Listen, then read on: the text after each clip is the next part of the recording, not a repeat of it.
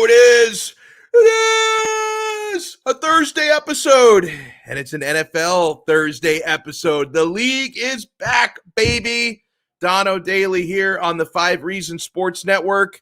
My friends, if you're watching us live, good afternoon, Big Dan. Good afternoon, David. You're watching us live right now. Do us a favor and smash that like button. And make sure you subscribe here to the 5 Reasons Sports Network so you can catch all the amazing content, football, basketball, combat sports. We're going to have the 5-round show coming up later on tonight. I want to remind you that Donno Daily is proudly served by the Quarterdeck Seafood Bar and Neighborhood Grill. Oh, my friends, make the Quarterdeck your spot to watch every UFC pay-per-view fight for zero cover charge, and make it your spot to watch every college football game, every National Football League game. They have the specials, the 5 for $15 buckets, imports, hard seltzer, mix and match. The beer is always flowing at the Quarterdeck. The food is delicious, my friends. The seafood is to die for. The oysters and Maine lobster. I love the sushi. You can build your own poke bowl at the Quarterdeck. They have the high-def TVs covering every single wall. You will not miss a second of any of the NFL games, any of the college football games. So make the Quarterdeck restaurant your spot. The sandwiches and burgers are ridiculous. The baby back ribs, meat falls off the bone. They are so good. To find the location nearest to you and to peep their menu before you go, visit quarterdeckrestaurants.com. The Quarterdeck, come for the food, stay for the fun. My friends, today is the day to get ready to log in, to sign up at betus.com. BetUS is the official sports book of Donno Daily. For this Sunday, we've got Dolphins +3. They are an underdog at the New England Patriots. The over-under, I think Vegas is expecting a low-scoring game, 43.5. So you want to get that action in. You want to get in some action tonight. Although, man, I was checking this morning, Buccaneers -9.5. That might be too rich for my blood. But if you want to get locked in, sign up, create your account, betus.com, and make sure you use our code, because our code will give you a 125% sign-up bonus. So sign up with 5RSN125. That is our code, and bet with the 3-decade leader, bet sports, casino, horses, pop culture, and more at betus.com. You bet, you win, you get paid. BetUS. Now, the title of this episode being Tua isn't a Miami Dolphins captain. Already getting the reaction from David. David says, it must be a slow news day if we're still on this topic. LaChina James, he says, has been quiet surely. He can say something stupid soon so we can move on to that. My friends, this is still a topic, not because of me. It's still a topic because the national media is still making a big deal out of it. Not more than a half hour ago, I was watching First Take on ESPN, and they flash on the screen, Tua Tagovailoa is not one of the 5 Dolphins captains, and they asked Stephen A. Smith and whoever the co-host of the day is today. I can't keep track. It's like a revolving door. They have a different co-host every day since Max Kellerman left, and they asked him, is it a big deal or not that Tua is not one of the 5 Dolphins captains? And they say it is. They say it is a big deal. I'm telling you, it's not a big deal. And yeah, I'm going to keep talking about it at least through Sunday, and we will talk about the actual game. We will preview Sunday's game, Dolphins at Patriots. We will preview Cowboys at Buccaneers tonight, because the NFL being back, it's like a national holiday. And good afternoon to Rafa in Miami. Good afternoon to everybody who's watching us live and everybody who's in the chat. But yeah, I've got to defend my guys. And Sean, you may find this funny, maybe you won't, but I was chatting with Hassam Patel, who's going to be joining us at 12:40 today. Hussam, who covers the Miami Dolphins here for the 5 Reasons Sports Network. And he told me that a buddy of his was watching my show the other day here, and that Hassam's buddy asked him, why does Donno look like the guy from InfoWars? He thinks I look like Alex Jones. And so, hey, I guess if I resemble Alex Jones to some people, I got to bring the Alex Jones type of heaters. Well, it's the globalists. You know, there's an international conspiracy against Tua Tagovailoa. You go on to ESPN. Oh, it was this little brother that said, all right, so there you go. So if your little brother thinks, and I don't know if I should be proud of this, but if your little brother thinks I am like the Alex Jones of the 5 Reasons Sports Network, I got to bring the hot takes, and I got to have the tinfoil hat on, and we got to talk about this stuff, man. So, you know, with Tua not being named a captain yesterday. Of course, when we talk about the people who make the mountains out of the molehills, and when we talk about the people that go over the top with the Dolphins criticism and the Tua Tagovailoa criticism, I don't think I give this dude enough heat. But Mike Florio from ProFootballTalk.com, within minutes of the Dolphins announcing their 5 captains and the starting quarterback not being one of them, poof, this story appears. The Dolphins have named 5 captains for the 2021. I think there's a typo in there, the 2021. I think they meant to say 2021 season. The starting quarterback is not one of them. So you get that. Now, let's get a little clarity on this. Bring me this tweet from Tua Time, who points out, okay, not only is Tua Tagovailoa not a captain, but for what it's worth, Xavier Howard, not a captain. You would agree he's a pretty goddamn important player on this team, was arguably the best player on the entire team last year. Is that fair to say? Mike Gesicki, not a captain. Jerome Baker, Devontae Parker, they are not captains either. For those who think Tua not being named a captain is some kind of a bad sign. And so, Sean, somebody who added some clarity on this yesterday is one of the 5 gentlemen who was. I don't know why my voice cracked there. This is how fired up I get. Does Alex Jones's voice crack as well? But someone who was named one of the 5 captains, Mac Hollins, and God, I wish I had a head of hair like his. It's incredible. I haven't had a hair on my head in years. But Mac Hollins said, I know the question will probably come, why isn't he a captain? Just because you're a quarterback or because you're this doesn't mean you have to be the captain or you have to be this. Tua is an excellent leader, he says, exceptional leader. And the transformation he's made from last year to this year is incredible. So I'm going to double down and triple down on this, Sean Stanley. To me, Tua not being named a captain, it's not a big deal. It's not even a story. Are you concerned at all about the Dolphins franchise quarterback, the starting quarterback, not being named one of the 5 captains of this football team? No, not really, because again, like we talked about last week, is captains mean nothing though, really. And everybody's like, I think out of everybody, I think there's 29 out of 31 teams have quarterbacks. I think the only 2, I believe, might be the Patriots and the Dolphins, who have coaches he comes from Belichick. I mean, you have to earn everything. And then also it was said that a lot of this was players threw their names in the hat of who wanted to be the captain. And I guess, Tua, it comes from that thing where he works hard. He wants to earn everything. He doesn't want to just be awarded everything. You got the Jets awarding, why am I drawing a blank on his name? Zach Wilson, the position. Who on that team is really going to look at Zach Wilson and say, okay, you're our leader? He hasn't done anything in the NFL.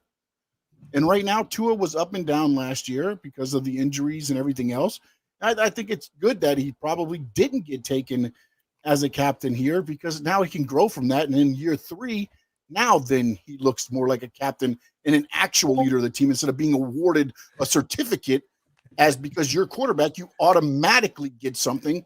They know his leadership skills. They see it every day on the practice field. You don't have to throw a C on his chest. He doesn't have to have the test for the Superman either. All he's got to do is go out there, play his game, ball, and then next year, I guarantee you, he'll be a captain. That is very well said. You hit it out of the park there. You did such a better job explaining why Tua being captain is not a big deal. Because I believe in that. I don't believe in the Dolphins going to the Super Bowl right now. Not right now. Right now.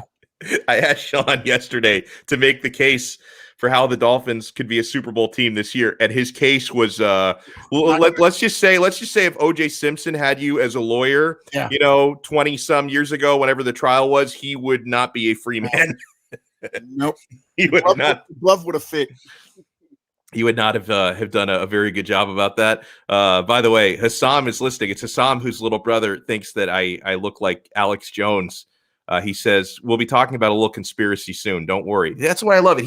Hussam is going to join us live at 12:40. I'm curious what conspiracy he's going to bust out. And David pointed out that Alex Donno Jones is actually my full name now. So we're going after the globalists, the globalists who go after Tua Tagovailoa. It's a bunch of lies, a bunch of vampires.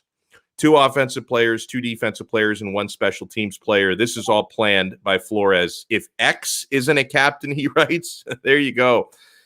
Manny wrote in on the chat, is Mac Jones or Justin Herbert they're a captain just for clicks? I'm not sure. I made sure to see that they are captains. They are captains. Oh my God, maybe this is a big deal. No, it's not. It's about earning it. Every coach, it's almost like, if you're a quarterback, you're awarded. But I mean, for what? I mean, again, like we talked about yesterday, the captain really means what? Nothing. Yeah, in the NFL, it means nothing. Like, teams rotate captains game by game sometimes. Who cares? Locker rooms understand who the leaders of the team. Everybody knows that Tua is the leader on the offensive side of the ball. Yeah, Mac Jones is the captain. Mac Jones is in the depth chart is number 2. Yeah. So, I mean, again, yes, it's a good thing. And then, again, as you listen to everything supposedly Flores today, everybody put your name in a hat that you want it. If you don't want it, then you do what you want. I mean, Tua's got enough on his plate to rather worry about. What happens if Tua puts his name in the cap and he's not elected a captain? Oh, that would be way worse. That's a bigger story.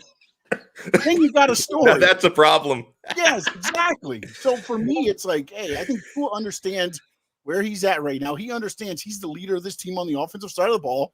He doesn't have to. He's got the players in the locker room to know that. He doesn't need the C on the chest to know that. Amen. Yeah, by the way, Mac Jones is not. It was the Patriots and the Dolphins, I believe, are the only 2 teams that do not have the quarterback as their captain. And that tells you everything you need to know, because you've got Bill Belichick and then you've got Bill Belichick Jr., which is Brian Flores, and they're both thinking the same way.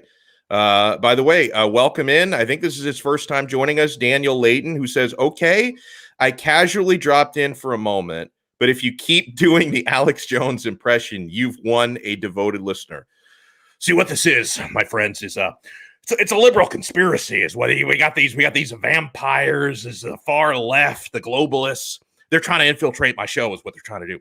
Pretty soon they're going to deplatform me everywhere. I'm going to be off of Twitter. My website will no longer show up in searches. You're not going to be able to find me. And this is their plot here. This is their plan to infiltrate and whitewash everything. So we can't have this sort of thing anymore.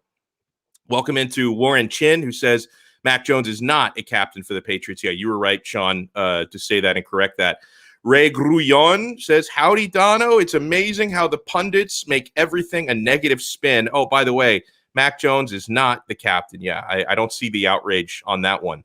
It would be a story then. It wouldn't. I mean, Mac Jones, Tua is that story. That's what everybody understands. What moves the needle, and right now, Tua is that story. He is. You're right about that. Watson, whether it's a captain. Now you got him against Mac Jones. I'm sure that's going to start becoming a dialogue here soon. The 2 Alabama quarterbacks against each other. Here's the deal. That's as Alfredo points out. I have to start every sentence with that. Here's the deal. That's the way you start. It's the globalists. It's the liberal vampires who are sucking up all the life out of this narrative. By the way, let Sean Stanley know what shirt to wear tomorrow. By the way, sir, are you wearing the same shirt 2 straight days? Yes. Did you wash it? I'm on for an hour a day. You think I sit at home wearing collared shirts? I plan out my wardrobe 5 days in advance for this show. I have the shirts laid out. You have way too much time. Way too much time. I don't, though. It's the thing. I waste too much time. Shirt, which we discussed yesterday, and I gotta wear it until they win. Okay. Fair enough. By the way, this is going to get people's blood boiling. And actually, I give credit to David, who's been in the chat. He's the one who sent this to me. He sent this to me via a direct message.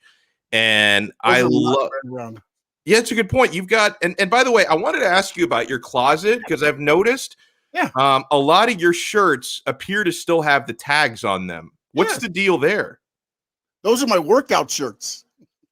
But why do they still have the price tag? So you're saying you never wear your workout shirts? That way workout shirts. Yeah.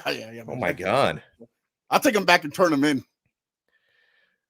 I just find it funny that Sean, he broadcasts in front of his wardrobe, and you look in the closet, and I noticed that yesterday, and I felt we were too busy. I didn't bring it up. I let you slide. That for Brooklyn Rob, my actual closet collapsed is what happened. So we bought these little contraptions. So that's just some of the shirts hanging there. Unfortunately, it's in the shot because my office isn't big enough to. I don't rate the big office in the house. The the better half has that. So her office, her business enough. coming out of that. So I sit here in my closet and broadcast daily. But as always, there it is, right behind me. The Shula football. Wait. That way, there we go. Right there. Don Shula football. Always signed Don Shula football. But this is going to get people's blood boiling. And kudos to David for sending this to me. So Greg Rosenthal, NFL writer at CBSSports.com, he has ranked all 32 NFL starting quarterbacks. Power ranking of all 32 NFL starting quarterbacks.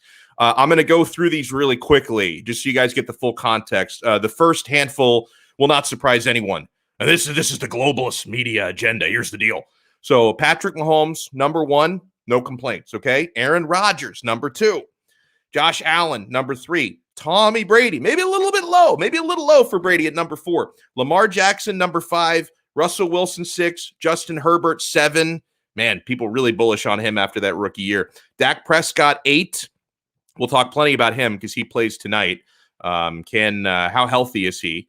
Ryan Tannehill, 9. Kyler Murray, 10. Derek Carr, 11. Still no Tua, just if you're keeping track. Matt Ryan, 12. Matthew Stafford, now in Los Angeles, 13. Baker Mayfield, coming off a great season, 14. Kirk Cousins, 15. Benny Roethlisberger, 16. Although for those who actually watched him last year, he should probably be in the 30s. It's the way Ben Roethlisberger played last season. Ryan Fitzpatrick, 17. Jimmy Garoppolo, 18. Still no Tua. 19, Jameis Winston. I think he might either have a really nice year or he might throw for 40 interceptions. Stay tuned. Zach Wilson, 20.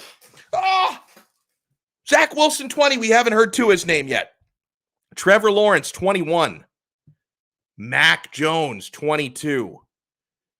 Daniel Jones, 23. Carson Wentz, who looked awful last year, 24. Tua Tagovailoa, number 25. Let me finish out the list, and then we'll circle back to that.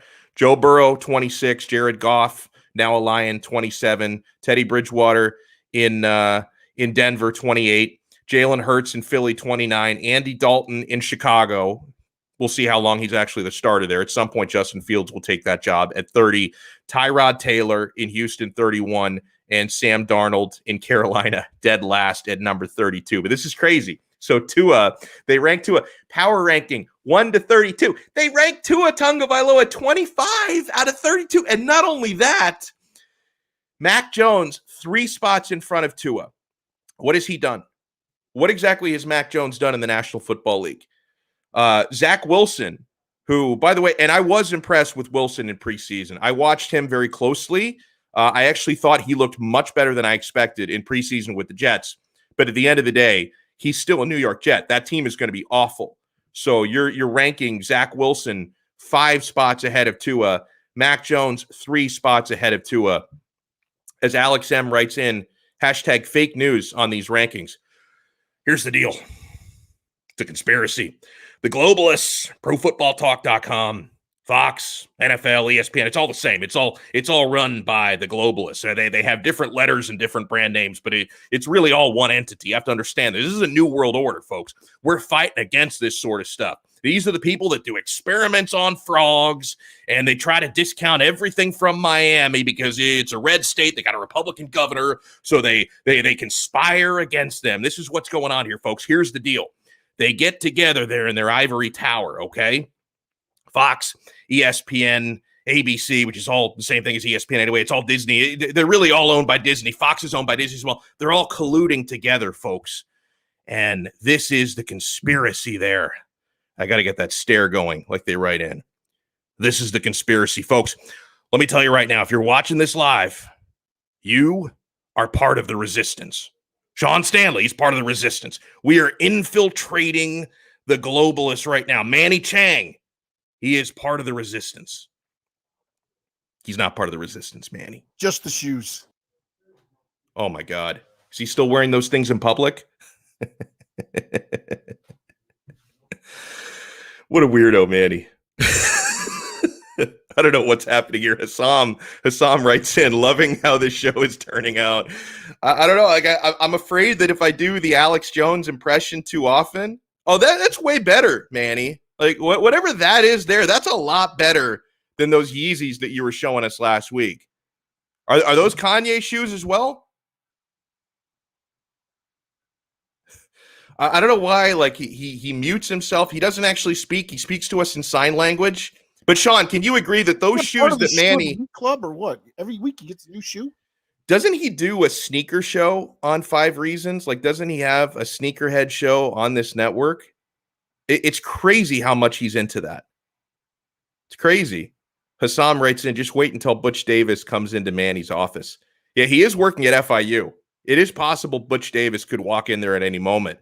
I don't know if I've ever told you this, Sean, but when I was a student at the University of Miami, there was this one summer when I interned in the football office. This was right after Butch. This was when Larry Coker was coaching, and so nice. Like, I almost feel bad whenever I slander Coker. I feel guilty about it because he's one of the nicest men that I've ever encountered. Too nice. That's probably why, things kind of spiraled under control under his watch. Larry Coker was way too nice. But, I used to intern in the coach's office, and I at one point they had me faxing letters out to recruits. The problem was I didn't know how to use a fax machine. And I was afraid to ask someone for help because I thought it would be a show of weakness, because I'm a very manly man. So I don't like to ask for directions. I don't like to ask for help. My thinking was, I didn't know, this was in 2003 or 2004 or something like that. But I was a millennial. I didn't know how to use a fax machine because I was born in the 80s. I didn't really grow up in the 80s. What the hell do I know how to use a fax machine? But I thought, if I ask for help on how to send a fax, that this might be something that could get me to lose my internship or something. This is going after recruits, right? Yeah, sending letters to recruits. And long story short, not only did I not figure out how to use it and I didn't ask for help, I actually broke the fax machine. So there might have been players who didn't get their offers and ended up going to Florida and Florida State instead of Miami because I couldn't fire off those faxes. You might have caused the collapse of the program. It may be I might have, because it started right around that time. Right about that time, right? The fax machine went out, the program went down. I might be the all reason. Donno's fault. All this is Donno's fault. The program might have collapsed because of me, man. It might have nails it. Look at Brooklyn Rob. Now we finally know why some of the best recruits never got offers. The mush strikes again. It's true. I got to go back and see who from that era, because we're probably thinking recruiting class of I want to say it was 2004. I think it was the summer of 04. Yeah. So we'll see the 04, or I guess it would have been the 05 class who wound up going elsewhere, who all the 5 stars went to Florida and Florida State, because Florida State was still actually good back then. No, that was the later days of Bobby Bowden. So David writes in, this explains a lot. I may have actually caused the crash of that program. So I don't want Manny, who works in Butch Davis's office, I don't want Manny anywhere near that fax machine. If they still use faxes, I'm not sure if they still do, to send letters to recruits.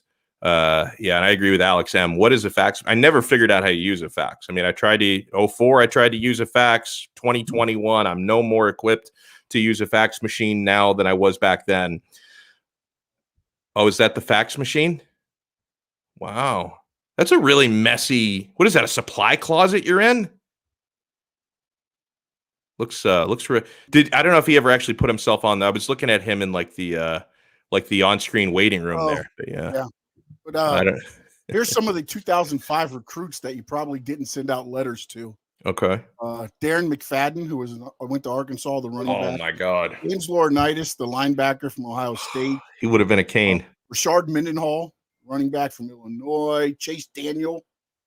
Oh, jeez. We missed out on all these guys because of me. Manny coming to you live from Dunder Mifflin, somebody writes. It's pretty much, he's in a paper supply closet. Oh, man. Dolphins +3 at the Patriots. People walking down the aisles. Oh, there he is. He's back now. That was him walking back in. He's taking us on a tour. Here, put him on the screen real quick, because he's not actually people. Oh, you can't? Yeah, no. I think he was trying to tell me not to. Oh, I see. Okay. I got it too late. He shut his video down. Yeah, because you and I can see him backstage. Nobody else can, though. I read a sensible pregame Dolphins Patriots gambling piece from CBSSports.com. And they write, do you know what I don't make a habit of? I do not make a habit of betting on rookie quarterbacks in their first career start, particularly as a favorite. Yeah, Mac Jones, rookie starting quarterback week 1. His team is a 3-point favorite. And that's precisely where we find Mac Jones and the Patriots to start the season. Now, I don't mean this is a knock on Jones. I'm sure he did outplay Cam Newton in camp, but it's important to remember Newton went 3 for 18 in the last 3 seasons, 13 and 18 in the last 3 seasons as a starter with an adjusted yardage per attempt of only 6.7. He's been a shell of his former MVP self. So Jones beating him out doesn't necessarily mean the rookie has been great. I think the Patriots will want to rely on the run game to ease the load on Jones in his first start and to mask the fact that there aren't many great options for New England in the passing game. That should only help keep things close. And I think the Dolphins are the team with the better overall skill set. So I like Miami to cover here at a minimum. Yeah, I think plus 135 on the money line, you can get Miami. I think that's worth the play. Yeah, Alex writes Pats minus 150. Well, Alex, if you have the sports book, plus 130. Okay, I think it was plus 135 the other day. It's now Finn's plus 130. I'm going to go all in on that. I think this is a game where, instead of betting the Dolphins plus 3, at like a minus 110, where you're giving the sports book some juice for that, I think the Dolphins are going to win this game outright. I'm going to bet the Dolphins at plus 130. And, if you hypothetically, if you bet $100 and the Dolphins win the game outright, you win your bet back plus 130 at betus.com. Of course, the official sports book of Donno Daily. I think that would be the play here. And honestly, I know that Mac has become the flavor of the week. This is the media darling. And yeah, Welch put the house on Miami money line. Mac Jones has become the media darling. I wish that a year ago, Tua had gotten coverage like the coverage Mac is getting right now. I'm talking about before Tua ever played an NFL game. I wish Tua had gotten the type of love a year ago that Mac Jones is getting right now. But for a rookie making his first start, I don't care how much of a genius you think your head coach is. This defense is not the one I want to make my first NFL start against. Second rated passing defense in the NFL last year, second fewest touchdowns allowed. And you're going to have blanketing your receivers, Xavier Howard and Byron Jones. Now, I know we're going to make a big deal out of those tight ends, and we'll be talking about that, today and tomorrow about, whether Hunter Henry and Jonnu Smith are going to create the sort of matchup nightmares that the serial killer and Gronkowski used to make back when they were tight ends together in the Patriots system. Bill Belichick is trying to recreate that, but I think this is going to be a Dolphins victory. At some point, I believe Mac is going to figure things out. And listen, I have no reason to slander the kid and think he's not going to be a good NFL quarterback, but I don't think he's going to figure it out. It's not going to click for him week 1. This is not going to be the type of defense you want to go up against week 1. And I understand that a week ago, before the Hurricanes took on Alabama, I even said for Bryce Young, making your first collegiate start, that's going to be difficult. But there's a big difference going up against the Miami Hurricanes defense for your first start when the defensive backs allow your receivers 15 yards of separation. And when Manny Diaz is rushing 3 guys against that offensive line and you're essentially playing socially distancing defense, that was as cakewalk as you could possibly get for Bryce Young to make the collegiate debut at Alabama. We know Brian Flores and this Dolphins defense and this personnel, they're not going to give you a free pass. They're not going to give Mac Jones a free pass the way the Miami Hurricanes gave Bryce Young a free pass last year. Miami Dolphins are going to win this game. And Tua Tagovailoa, from his point of view, I think is being grossly underrated heading into this year. Weapons have gotten better. He's gotten better. He's gotten bigger. He's gotten stronger because he can actually focus on things in preparation for this season that he couldn't focus on a year ago at this time. Because a year ago at this time, he was still rehabbing from hip surgery, right? You fast forward to a year later, Tua is focusing on the chemistry with his teammates. He's focusing on this offensive game plan, which is going to be better suited to him. It's another important thing.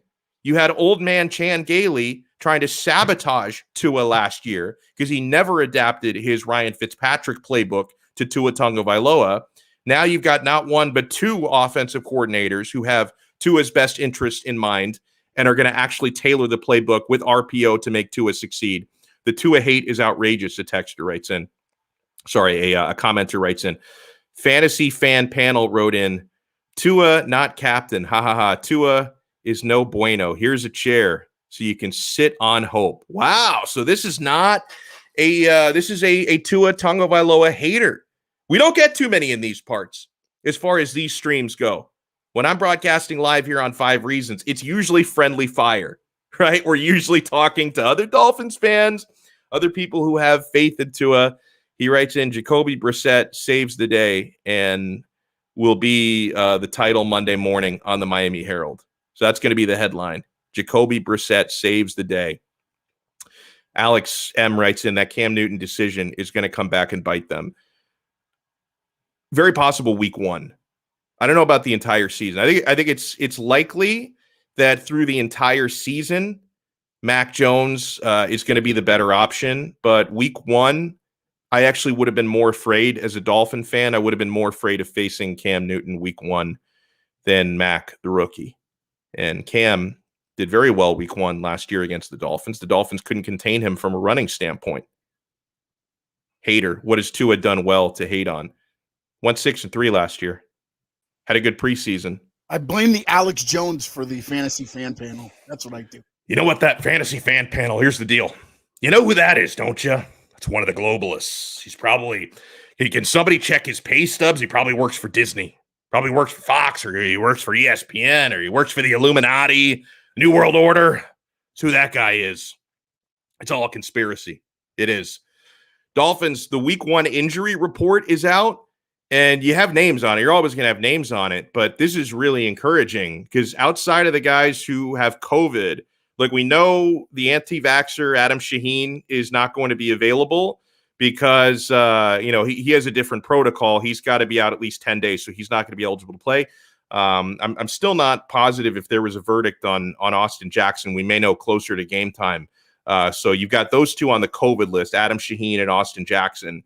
As far as the injury list goes, Liam Eichenberg will be watching out for him, of course, was limited with a thigh. Limited is a good sign. It means he was out there practicing, just not going full go because you're nursing a little bit of an issue. Preston Williams with a foot, he was limited.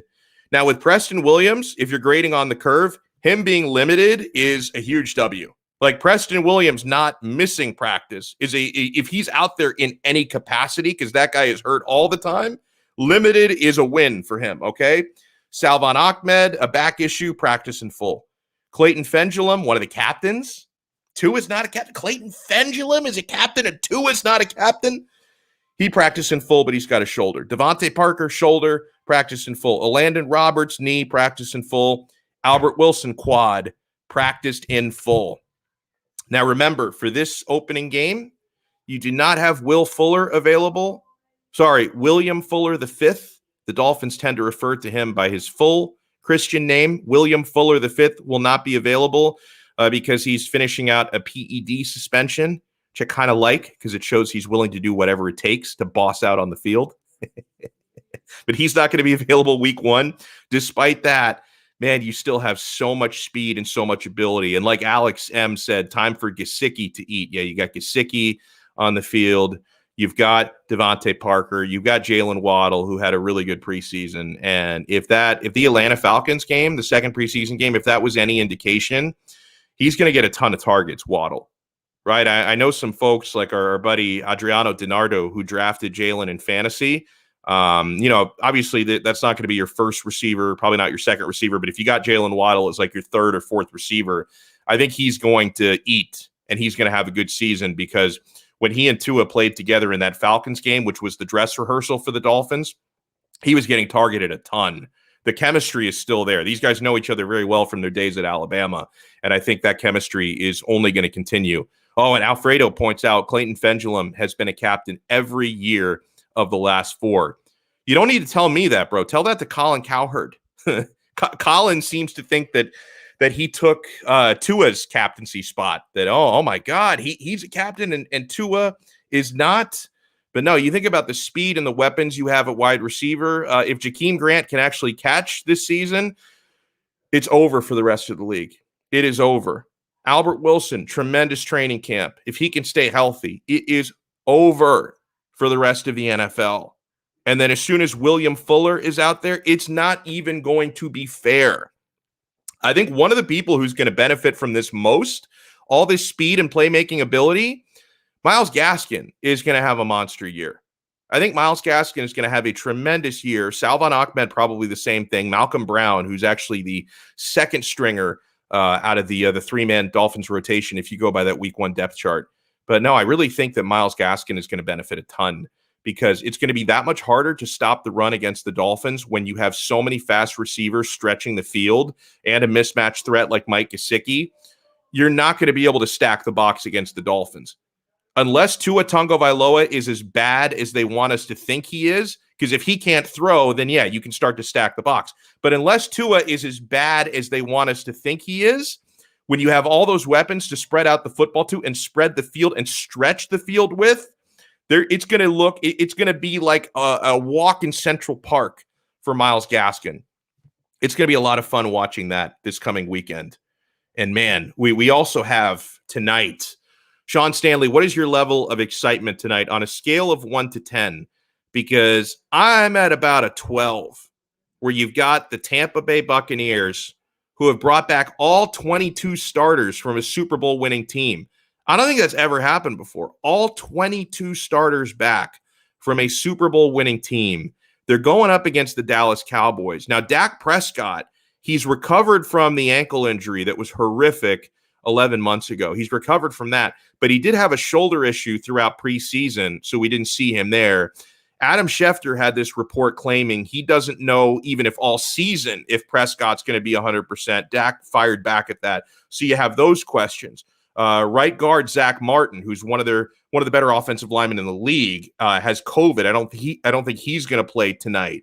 So, going up against an excellent Tampa Bay Buccaneers defense, the Cowboys are not going to be at full strength. The Cowboys had their issues defensively last year and in recent years. That's why their first 6 draft picks were all spent on defensive players, because they're trying to revamp that defense. Now, I don't know, from a betting standpoint, Sean, I think I might just focus on the over, which I think is like 51 or 51 and a half, the over-under. I think they're going to score a lot of points, so I'm going to go over.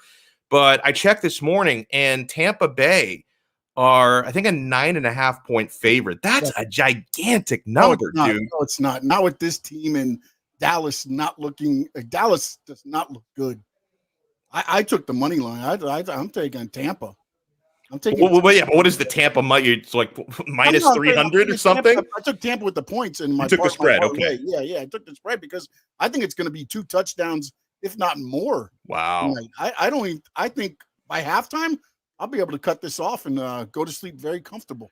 So you think, because what do you think about the over-under? I think it's 51 and a half, because I feel pretty good about that one. I think Tampa might get to that by themselves. By the way, I was looking at Tommy Brady's stats last season, and remember, there's an extra regular season game this year. Brady, with everybody back, and now he's more, because you remember that there was some growing pains early in the season, and like even he and Bruce Arians like kind of had it out like the first month and a half of the year. They were kind of at each other's throats. Now they're going to be full comfort from week 1. Tom Brady last year at like 60 years old threw for 4,633 yards, 40 touchdowns, and 12 interceptions. So not only do you have all of his starters back, including all of his weapons. Some might say he's a year older, but with Tom Brady, he ages like a fine vintage wine. Being a year older might be better for him. And you have an extra regular season game. I think Tom Brady, at minimum, he's going to throw for over 5,000 yards this year and at least 45 touchdowns this season. In fact, he might even challenge the Peyton Manning record, which was set over 16 games. Brady has 17 games, which is too easy, right? Peyton Manning back in 2013 had that prolific season in Denver, before, like 2 years later, the guy could barely move, precipitous drop. But in 2013, Peyton Manning, 55 touchdown passes. You think Brady is going to eclipse that? We will find out. But let's bring on our first guest of this show. It's going to be a good one today. We're not only going to have our next guest coming up here in a second. 12:55, we're going to have Ethan J. Skolnick. But Hassam Patel from 5 Reasons Sports joins us now. Hussam, first of all, tell your brother I'm very insulted that he thinks I resemble Alex Jones. But you gave us some material today, man. How are you?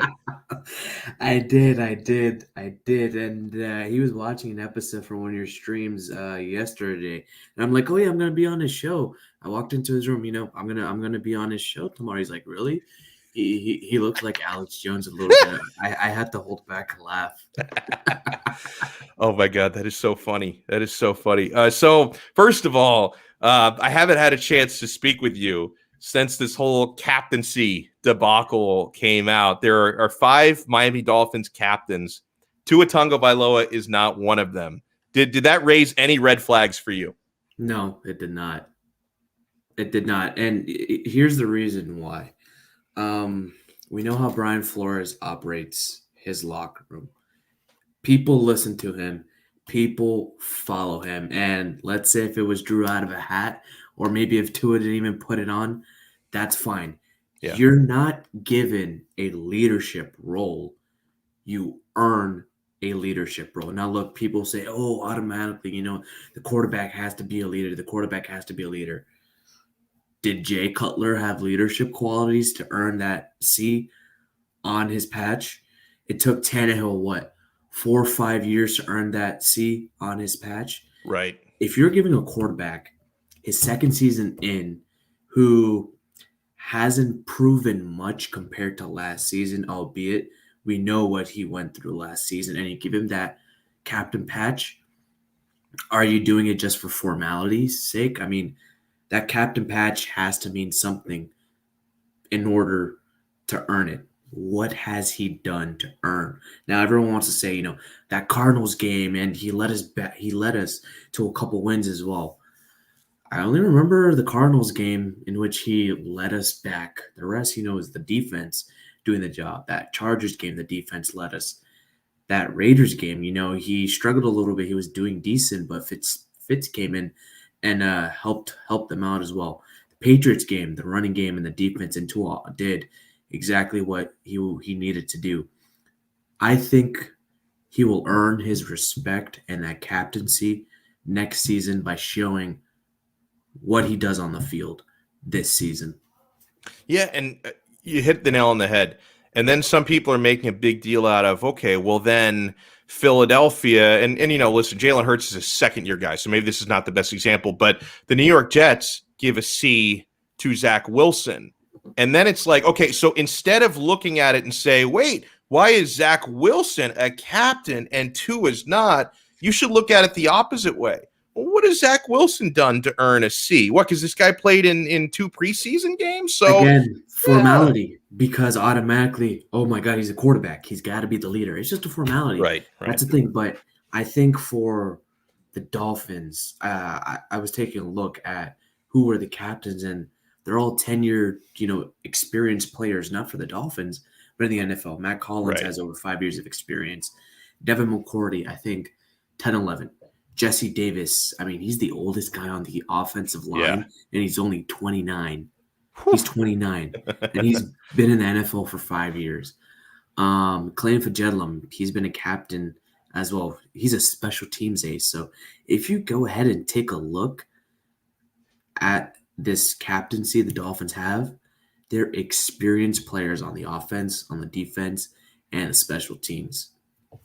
Why do you think Mac Jones gets so much hype? Is it the Belichick factor? Because, and listen, he might go on to have a fine rookie season and a fine NFL career, but you may have caught it about 10, 15 minutes ago. I went through this NFL.com. They made a power ranking of all 32 starting quarterbacks in the NFL, and somehow Mac Jones comes in 3 spots in front of Tua Tagovailoa. I just find it puzzling how people will say, oh, Tua hasn't shown me anything. And okay, you're entitled to that opinion. If you weren't impressed with Tua's rookie season, that's fine. But then that's your logic. And this was Peter King's thing. Like his logic for, being a little bit gun shy on how good the Dolphins will do. His logic is I'm uncertain about Tua, yet he is certain about Mac Jones. I don't understand where all this certainty comes from with him. I'm going to do my best Alex Jones impression. You know what, Alex? It's the liberal media. It's ESPN. It is the national media. It is NFL media. There is New England Patriots bias. The bias is very, very real. And look, it is. For years and years, for the last 20 years, New England has been on top of the league forever. Bill Belichick has been on top of the league forever. And now they're transitioning into a phase where they're like, are they going to be good? Are they going to be bad? What should we do? And Bill Belichick, he's the star disciple of, I believe, Bill Parcells. Yes. Correct me if I'm wrong. He's the star disciple of Bill Parcells. And consistently, he has produced numerous Super Bowls, numerous championships. So, obviously people are going to think, oh, if he can turn Tom Brady, the skinny, scrawny kid from Michigan selected in with the 244th pick, he can do wonders with Mac Jones with the 15th pick in the first round of the NFL draft. Look, guys, the NFL has changed. Mac Jones. Mac Jones is not a mobile quarterback. He is a pocket type of passer. Now, is he better than Brady using his legs? Yeah, I would say every single quarterback coming out now can use their legs, but he's not mobile. And it's just bias. That's all it is. If you take a look at the difference between the media narrative between Tua Tagovailoa and Mac Jones, it's 2 very, very different extremes.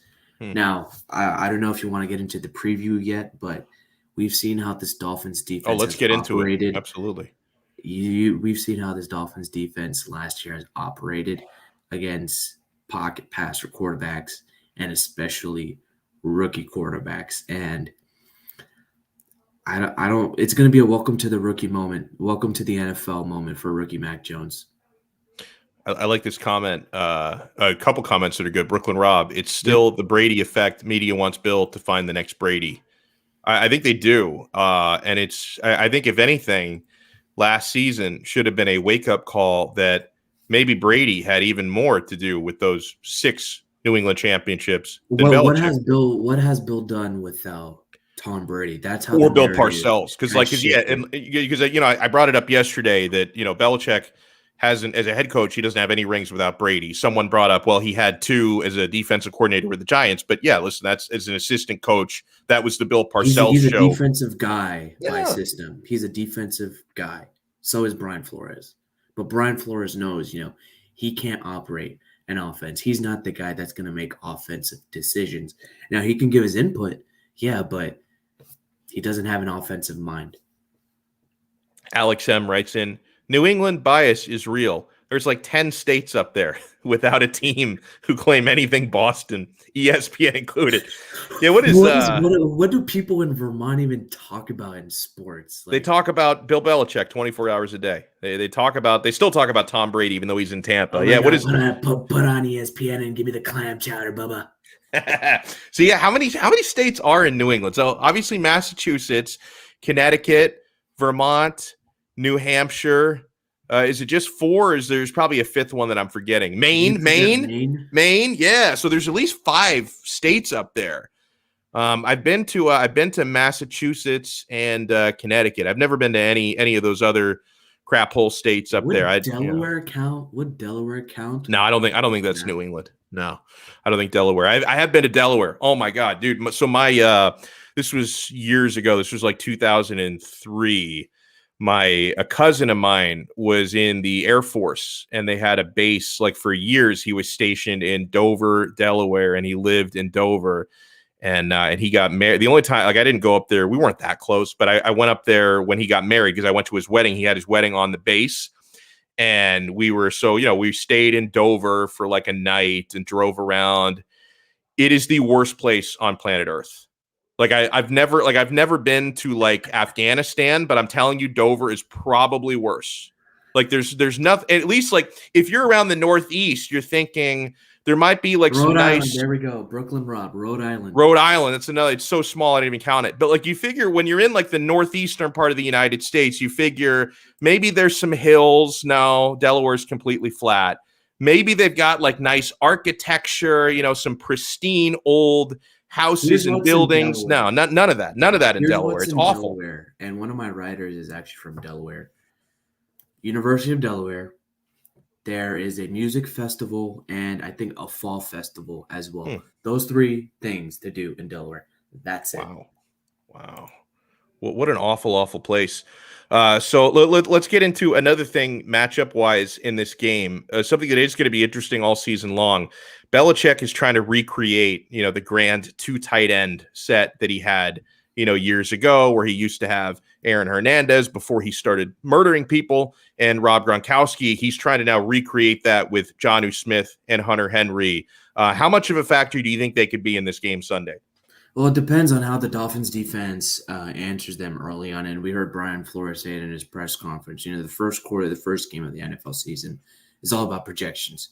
You don't really have any good film or anything you can decipher from the preseason because the preseason is vanilla offenses and defenses. You take a look at basic concepts, basic schemes. I don't remember seeing anything noteworthy from the 2 tight end sets in the preseason. Hunter Henry and Jonnu Smith are both very, very good blockers. While the Chargers didn't have such an electric running game, they did have a great offensive line in Hunter Henry. Learned from that, he can get to the second level. Same with Jonnu Smith. He was part of the tight end group and offensive line with the Tennessee Titans, propelling Derrick Henry to be the rushing king and the rushing title leader. So, of course, they have experience. They're going to want to run the ball. That's Josh McDaniels and Bill Belichick's way of operating their offense. They're going to run the ball. They're going to pound the rock, and it's going to be up to the Dolphins defense to stop it. Landon Roberts is going to be in this game a lot, and I do think that they're going to, somehow do some tight end leaks, play action, bootlegs, and have Landon Roberts cover one of those 2 tight ends. And, thankfully, Miami has a tight end killer in Eric Rowe and possibly even the rookie Javon Holland. So those 2 are mainly going to be matching. Those three Dolphins players are mainly going to be matching up against those tight ends. Yeah, I thought some of the best anecdotes from training camp when the Dolphins had those joint practices with the Falcons, and Kyle Pitts, who's going to be a stud. Like, he's going to be an absolute stud in this league, was just a man-child at Florida. And in those joint practices, Eric Rowe was completely shutting it down. Like, he could not do anything against Eric Rowe. Except one-on-ones. And, the offensive guy is always going to win the one-on-ones because you don't know what route he's going to run. That's it. Yeah, and as Brooklyn Rob points out, listen, I know that people will try and compare, Jonnu Smith and Hunter Henry to, Aaron Hernandez and Gronk. But like Brooklyn Rob points out, they're not elite. They're not the same. Like, they're certainly not, Belichick is going to try to run the offense the same way with those guys, but it's definitely not the same as the personnel he had from those 2 a decade ago. What about the Dolphins offense matching up with the Patriots D? The Patriots D should be considerably better than last year. They get players back who opted out for COVID a season ago. And just for some context on this, Vegas is expecting a low-scoring game. The betting public is expecting a low-scoring game. The over-under is a very modest 43.5. Do you think it's going to be a low-scoring game? I do think I'm expecting a low-scoring game. I'm going to have to see how that first quarter and beginning of the second quarter does. It depends. Again, it's all projections, that first quarter. If the Dolphins' offense can get something going in the ground game and the offensive line holds up, they'll churn out yards. They'll churn out yards. Yeah. But if they're opening up the run game as well, you're going to see a lot of people stack the box. You have guys like Jalen Waddle, Albert Wilson, Jakeem Grant, number 19, as the 5 Reasons Finn's crew love to call him as well. They can get deep. Mike Gesicki, he can get up into the tight end teams. He can get up deep too. Tua, He's been an accurate guy his entire college career, and we saw glimpses of it last season. If they're stacking the box and Tua starts getting the RPOs, the stick flats, the easy slants as well, you can open up the pass game. And if the offensive line holds up well, he's getting good pass protection. He can heave it deep 20, 25, 30 yards to guys who can be home run threats and score touchdowns early on. Well, listen, you want to check out this man's work. He does an awesome job covering the Dolphins here for 5reasonsports.com. You see where to follow him on Twitter. It's his name, at Hassam Patel. Thank you so much. And tell your brother to watch out for those globalists and that liberal media. And we'll talk again soon, my friend. Thank you, Alex. Appreciate it. Hassam has become a Thursday staple here on the program. Let's bring in a man who is a staple on this network, of course, the boss man himself, Ethan J. Skolnick. Joins us here on Donno Daily. And wow, we actually get some light in because sometimes Ethan just like comes from in front of just a brick wall. We have some sunlight. Today's going to be a good day, man. How you doing? I turned the laptop around. Actually, I'm stapled to this chair all day today. That's pretty much what I'm doing. I feel like I'm doing one stream after another, but of course this one gets priority. So well, thank you. I don't know. We've got like 16 fantasy apps we're promoting and gambling apps and everything. I mean, this is not what I thought I would be doing in my old age, but here we are. So, but yeah, Hussam has been a good add to the network, and obviously we're always looking for additional contributors who can give us, some insight. So, we appreciate having him with us. Before we get into the Dolphins on Sunday, and there you go, Hussam getting rave reviews here from the viewers. Before we get into the Dolphins, tonight we do have the NFL opener, and I'm kind of going back and forth on this one. And of course, we will all be betting at betus.com on this game. I'm actually feeling pretty good about the over-under, which is pretty high. It's, I think, 61.5.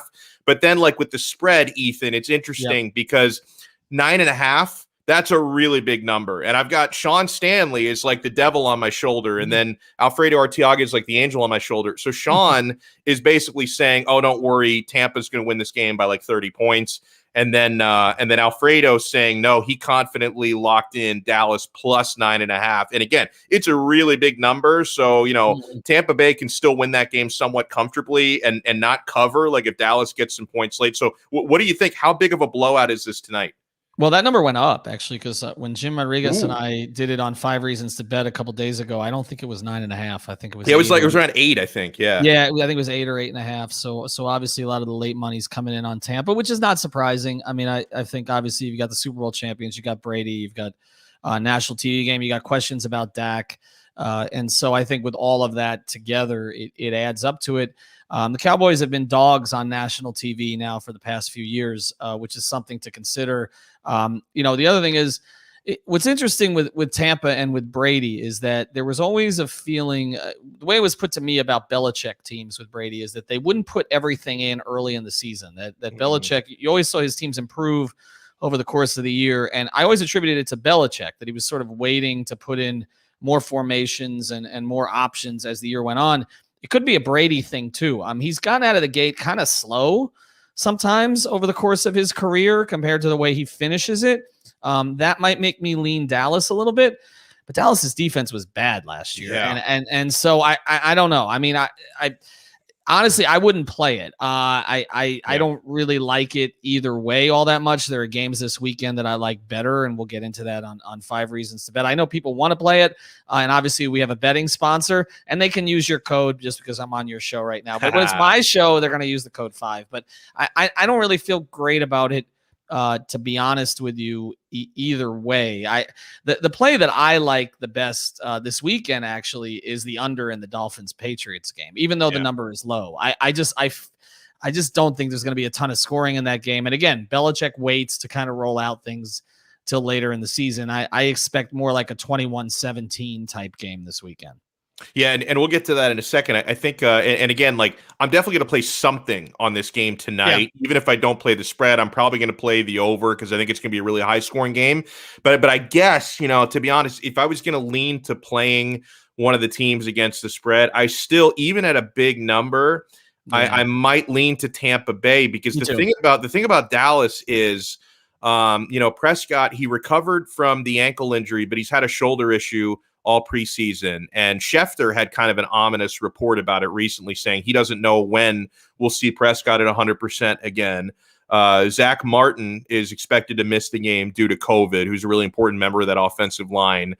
Tampa Bay's rushing defense was incredible last year, so I know Zeke Elliott may kind of struggle to do what he's going to do through the rest of the year. So I'd probably still lean to Tampa Bay. I'm just going to have to decide over the next few hours if I want to play that or not, but I'm definitely going to play something in this game, and I'm going to be hitting up J-Rod's direct messages all day to see what kind of value I can find. But let's move on to the Dolphins and Patriots. And, Ethan, you've been active on Twitter on this as I have been. It's crazy because you wouldn't think this would be a slow news week with everything heading into the weekend, and yet people are making a really big deal. Mike Florio was talking about it. They devoted some time to First Take on it this morning on Tua not being named one of the 5 captains. Is this a big deal to you? No. I mean, it's just more of the same, honestly, what we've talked about here about the national media. Now, there are some locally who made a big deal of it also. I saw more on Twitter maybe than the reporters this time. Yeah. But I just, again, he's a lightning rod for reasons I don't understand. I don't get it. He doesn't bring it upon himself. I mean, we've talked about this ad nauseum. I mean, the captain thing, when that captain's list came out, I thought it was a cuts list. I had to look at it twice. I mean, there are 2 guys there that were on the bubble until the very, Holland's maybe not at the very end, but he was coming into camp, and Clayton, whatever his last name is. Pendulum. I was surprised he made the roster. So, yeah. I mean, the captains are not always your best players. And honestly, to me, it's more notable that Jerome Baker's not a captain, that Xavier Howard is not a captain, that maybe Devontae Parker, whenever he's on the field, is not a captain. I like that.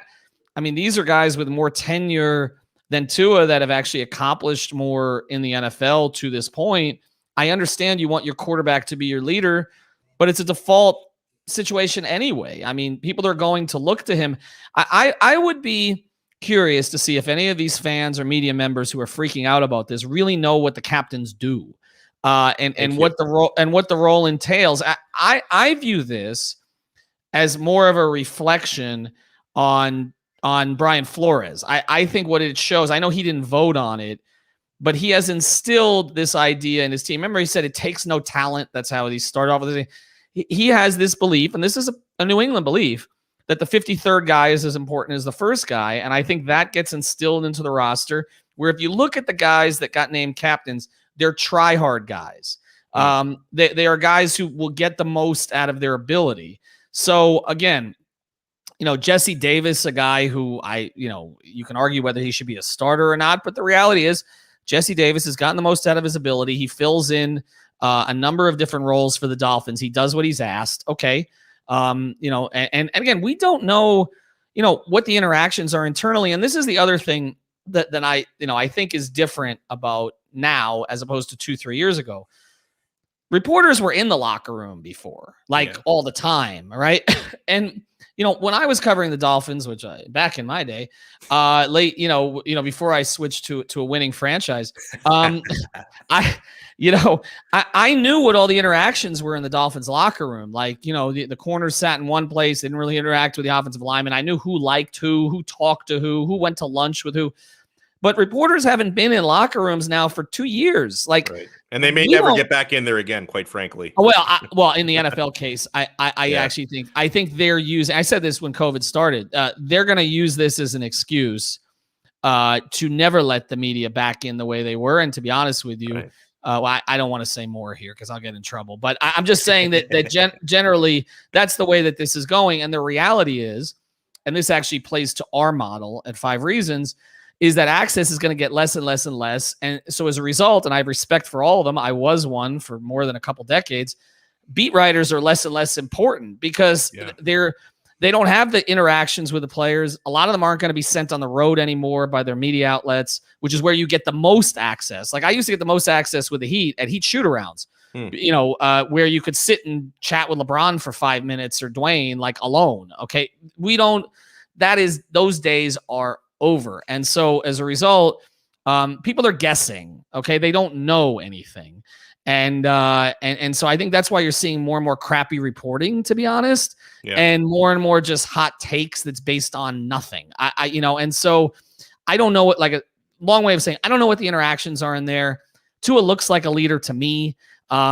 And if he throws for 312 and 3 touchdowns with 1 interception and they win by 2 touchdowns this Sunday, nobody's going to give a flying bleep, Alex, who the captains are on the team. It's just a stupid discussion. Now, last thing on the NFL, and then I do want to grab a heat question with you before you wrap it up. But do you have a prediction for the game Sunday, Dolphins, Patriots? You mentioned you think it's going to go under 43.5, but who wins? Dolphins. I think. Now, look, I'm a little higher on them than most, and I know it's probably stupid to be, because every time that they've had a decent season over the past 2 decades, they've followed it with a pretty disappointing one, whether it was 2017 or 2009. That's really the only 2 seasons that were coming off of good seasons. True. Yeah. But I just believe in this coaching staff, and particularly the guy at the top, and so I think they'll come out very prepared. Obviously, Belichick will be too. But, this idea, again, that the Patriots are all of a sudden contenders just because Bill is there. They weren't last year. I know that a lot of players opted out last season. But, I listened to 3 yards per carry, as everybody should. And, I listened to Simon Clancy just eviscerate that roster. And I'm going to trust Simon Clancy on this because he knows a lot more about football than I do. I don't think they're very good, honestly. I think they're, maybe he coaches them up a little bit, but that looks to me like an 8-win team, maybe. I think the Dolphins are a 10-win team, and I think that they've won up there before recently with less material in a game that the Patriots needed, if you recall, for a bye in the playoffs. It might have kept them from the Super Bowl. I think the Dolphins, and it's September, it's not December. I feel like they can go up there and win. I think they're going to win.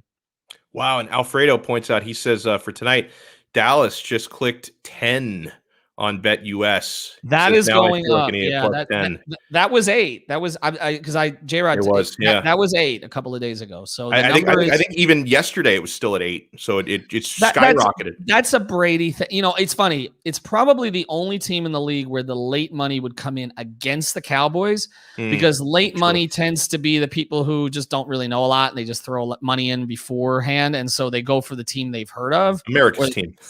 Right. But in this case, Brady's America's quarterback. This is probably the only team in the league where it's like, oh, I haven't bet on Brady for tonight. Okay, let's play it. That's probably what's happening there.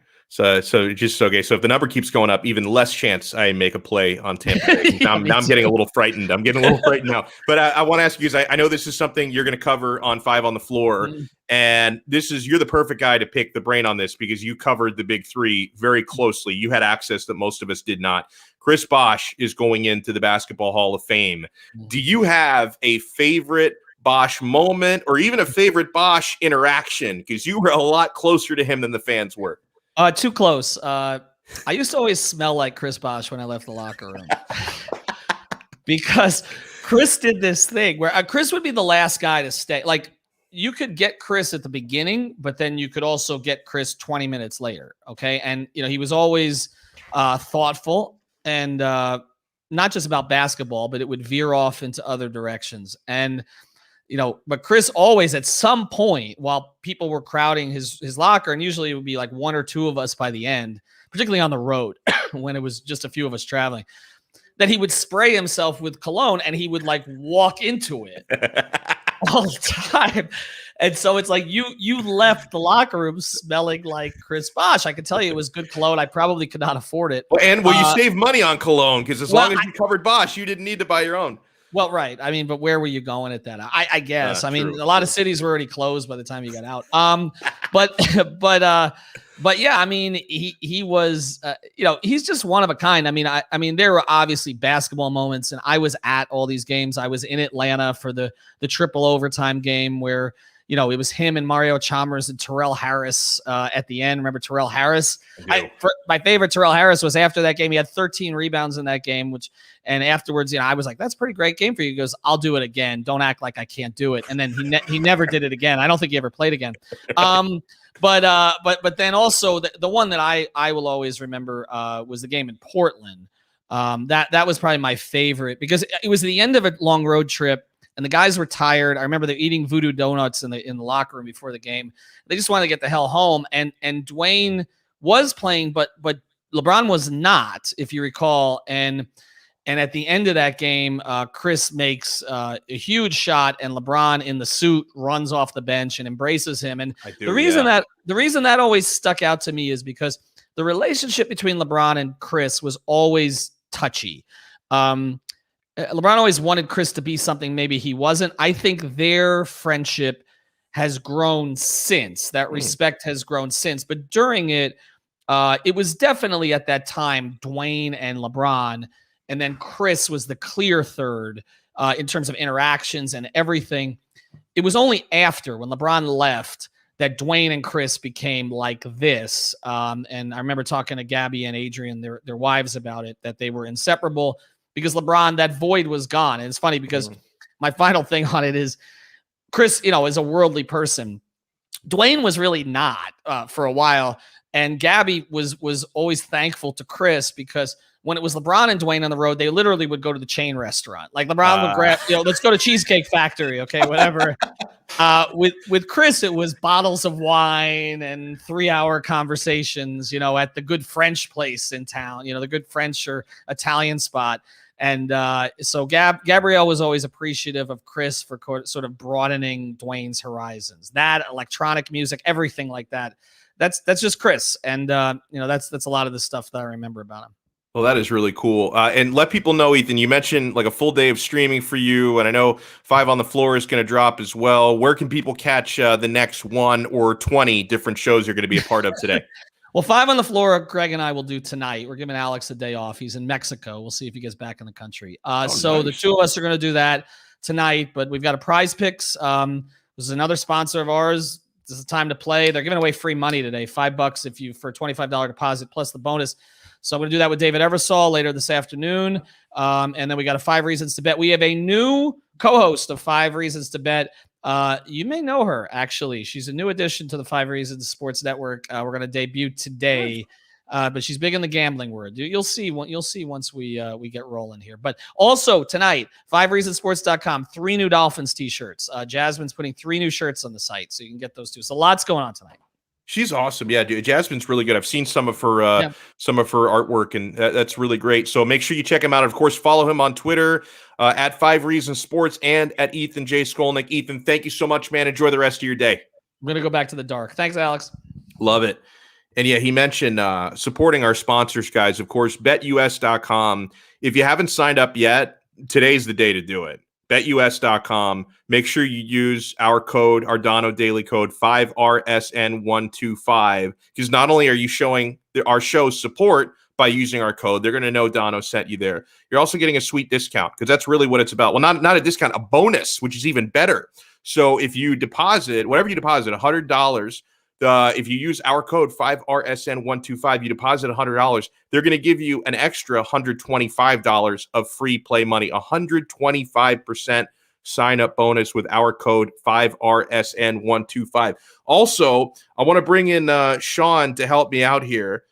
So we have, I think, last I checked anyway, 3 spots left in our Underdog Fantasy League. And Sean, here's what I'm doing right now to help out the process, because as soon as we get 10 people in, Sean and I are in there. We've got 5 listeners, 5 viewers so far in there, and I'm retweeting it right now. So if you go to my Twitter handle at Alex Donno, the first thing you're going to see is our link to join our league at Underdog Fantasy. So you've got to make just a $10 deposit will get you into Underdog Fantasy. And if you make a $10 deposit, you get $25 of free play money, which you can put towards $1 million in grand prizes. So you make a $10 deposit, and then to join our league, it's just a $3 entry. So only a $3 entry to try and beat Sean and I. Can we get Manny to sign up, by the way? Because Manny Chang, he should be taking up one of our spots. He's not in there.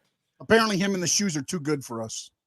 Well, because he doesn't have $3 because he spent like $300 on those disgusting shoes. Yeah. He's got no money left. He doesn't have $3 left to join us. So if you want to play Sean and I, take our money in fantasy, Underdog Fantasy. Make sure, by the way, you use our code 5RSN. They're going to give you $25 in free play money to use on the site. And then the entry fee for our league, it's only $3 to get into our draft. So if you go to my Twitter account at Alex Donno, you will find the link that I just retweeted to join Sean and I, maybe Manny. I might have to wire Manny $10 to sign up on the site, like, just to, or he can sell those ugly ass shoes of his for like $11 and he can get on with us at Underdog Fantasy. So make sure you join us there. And of course, make sure, my friends, if you're looking for a place to watch every college game this Saturday, every NFL game this Sunday, or even Thursday Night Football tonight, the opener, Buccaneers, Cowboys, you want to check it out at the Quarterdeck Seafood Bar and Neighborhood Grill. They got 2-for-1 happy hour all day, every day. It never ends. They've got the 5 for $15 ice cold buckets, imported beer, hard seltzer, mix and match. It is a beautiful thing. And you will not regret trying the delicious food. The buffalo shrimp, oh, that is my favorite appetizer. It's hard for me to pick a favorite entree. I love to build my own poke bowl. I love the French dip sandwich with the beef and the au jus dipping sauce. It is so good. The all-American cheeseburger, it's ridiculously good at the Quarterdeck. The baby back ribs are awesome. They have a lot of options for side orders. I sometimes get tater tots. I sometimes get curly fries. The mac and cheese is really good. There's so many different directions you can go with the delicious food at the Quarterdeck. And the key lime cheesecake, my friends. Oh, if you save room for dessert, that is the perfect way to finish every meal, the key lime cheesecake. If you want to find the location nearest to you, watch all the football games there this weekend and tonight, and you can watch every UFC pay-per-view fight at the Quarterdeck for zero cover charge. Check them out on the web, quarterdeckrestaurants.com. And tonight, Frank Zaffrey and I have our 5-round show. We're going to be talking MMA and boxing tonight. And if you watch us between 6 and 7:15 p.m. tonight, we are going to be giving away a $20 Quarterdeck gift card. So be watching tonight, 6 p.m. Join us live here on 5 Reasons YouTube for your chance to win a $20 Quarterdeck gift card. That'll do it for us. Huge thanks to Ethan. Huge thanks to Hassam Patel. Make sure you check out his work all over the site. He just started with us at 5 Reasons a few weeks ago. He's already kicking ass. Huge thanks to Sean Stanley and Manny Chang behind the scenes. We will talk to you guys again tomorrow. We will wrap up the week in style, and we will get a ton of gambling advice at 12:07 p.m. tomorrow from Lee Sterling from ParamountSports.com. So you'll get everything you need to know heading into opening weekend in the NFL. We'll talk to you guys again tomorrow right here on the 5 Reasons Sports Network. Ciao.